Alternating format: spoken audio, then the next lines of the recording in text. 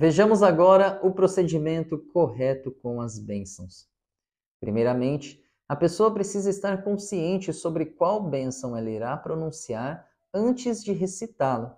Isso é para que não ocorra, Deus nos livre, que ela acabe proferindo o nome de Deus em vão, cometendo um grave pecado da Sagrada Torá. Com o tempo, pode ocorrer da pessoa acabar se habituando com as bênçãos, proferindo-as de forma ligeira, rápida, o que acabará fazendo que ela também cometa o equívoco de proferir o nome de Deus em vão, errando alguma bênção ou proferindo uma bênção inválida. Deus nos livre.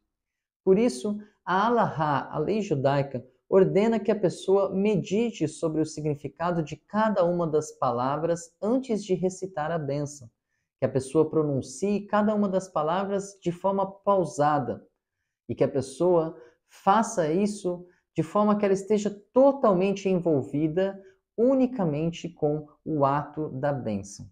Ou seja, no momento em que nós estivermos recitando a bênção, nós devemos nos abster de qualquer outra atividade, incluindo leitura, incluindo responder e-mails no nosso trabalho, incluindo até mesmo caminhar.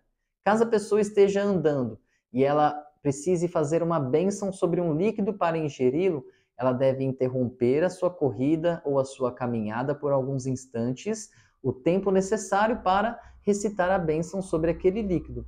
O mesmo vale para uma pessoa que está trabalhando. Caso a pessoa esteja trabalhando e precise comer ou beber alguma coisa, para isso ela vai recitar a bênção.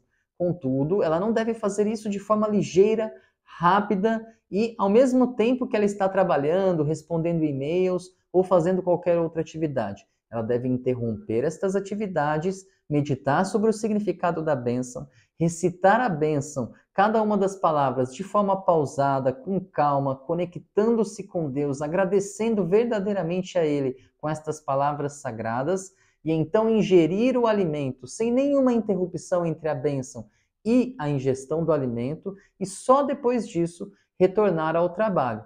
E então ela pode, é claro, continuar comendo o seu alimento e trabalhando, caso ela assim queira, ou ingerir o líquido correndo, andando. Ela pode fazer isso sem nenhum problema. Apenas no momento de se recitar a bênção, neste instante ela deve interromper todas as outras atividades, incluindo leitura, incluindo caminhada. As bênçãos devem ser pronunciadas em voz alta, pois isto ajuda na nossa concentração. E ainda, nas palavras do rei David, Salmo 71, verso 8, minha boca se preencherá com o teu louvor. Daqui, os legisladores aprenderam que nós não devemos ter excesso de saliva em nossa boca no momento em que recitamos as bênçãos, tampouco qualquer líquido ou alimento. Portanto, caso você já esteja ingerindo algum alimento ou algum líquido, e outro alimento chega à sua mesa, para que você possa ingeri-lo, de modo que você terá que recitar uma bênção também sobre este outro alimento.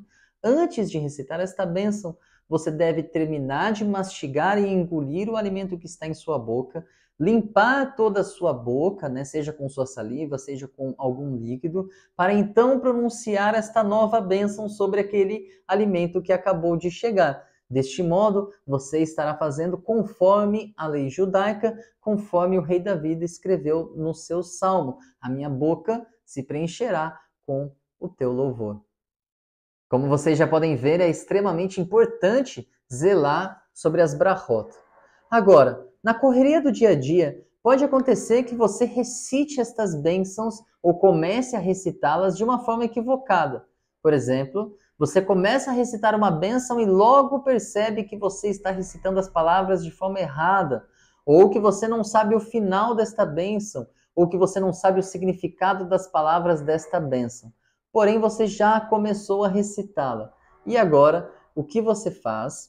A lei judaica nos ensina que, neste caso você já tenha começado a dizer a bênção, Baruch Atah Hashem, e você percebeu que você não sabe concluir esta bênção, ou que você está perdido sobre se é essa bênção mesmo que deve ser recitada sobre aquele alimento, você deve interromper as palavras que você está recitando e imediatamente em seguida você deve recitar Baruch Shem Kevod Malchuto Leolam Vaed. que significa bendito seja o nome da glória do seu reinado para todo sempre. Deste modo, você estará enaltecendo o nome de Deus. Será um louvor para o nome de Deus. Não será interpretado como se você estivesse falando uma bênção em vão ou uma bênção inválida. Esta é a maneira como a lei judaica nos ensina a corrigir estes equívocos, que devem acontecer cada vez menos, na medida em que a pessoa aperfeiçoa a sua kavaná, a sua intenção religiosa, na medida em que ela aperfeiçoa a sua reflexão e a sua meditação sobre a grandeza de Deus, antes de começar a recitar as palavras das bênçãos, estes equívocos vão diminuindo até que eles não mais ocorram, que assim seja a vontade de Hashem. No livro de Deuteronômio está escrito, no capítulo 6, versículo 13, que nós devemos temer o nome de Deus respeitado e eminente. Esta é uma regra básica para a reverência, o temor e a devoção dentro do judaísmo. Nós devemos respeitar o nome de Deus. Isso é de tal modo que quando existe dúvida se nós devemos pronunciar ou não uma bênção, nós somos lenientes e não pronunciamos esta bênção, pois proferir o nome de Deus em vão é mais grave do que não recitar uma bênção sobre determinado alimento. Portanto, em caso de dúvida, depois que a pessoa já procurou em todas as fontes à sua disposição, já perguntou para mim, que sou o seu professor, já perguntou para o seu rabino de confiança, já procurou na internet e não encontrou qual é a bênção correspondente para aquele alimento que ela deseja ingerir. Neste caso, é melhor que ela não pronuncie nenhuma bênção, pois assim ela estará seguindo a máxima da lei judaica que diz Safek brachot leakil, que significa na dúvida se devemos ou não pronunciar uma bênção, nós somos lenientes e não a pronunciamos.